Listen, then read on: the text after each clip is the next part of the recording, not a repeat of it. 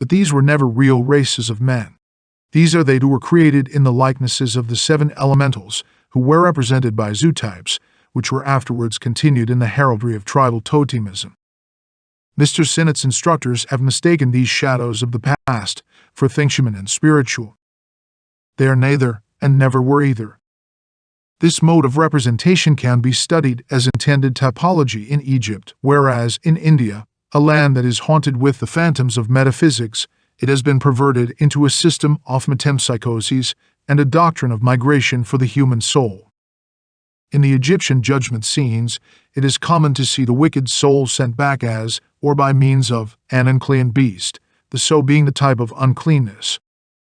Such symbolical representation was made actual in India, where such souls are sent back to earth as beasts or reptiles.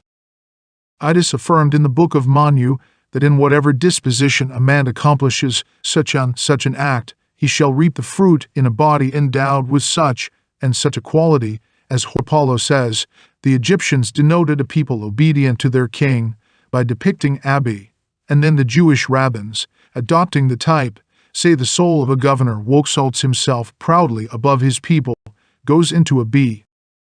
When the Jews speak of souls that migrate into beasts and birds, and Plato's souls being reincarnated into birds and beasts, they are making unwarrantable use of the primitive typology. In the latter teachings, conveyed by means of the ancient symbolism, it was threatened that the fleshless soul would be reborn as a mouse or an ass, the thief would become a rapacious rat, the coward a reptile, the bloodthirsty tyrant a vulture or devouring beast of prey, the lowest classes into the vilest creatures. This is but the other side of the same mental coinage, and it is only to be understood as belonging to the same symbolism. All such primitive doctrines were indigenous to India long ages before the latest esoteric Buddhism was born, and here, as elsewhere, only in the earliest phases in physics can we ever reach the root of the matter.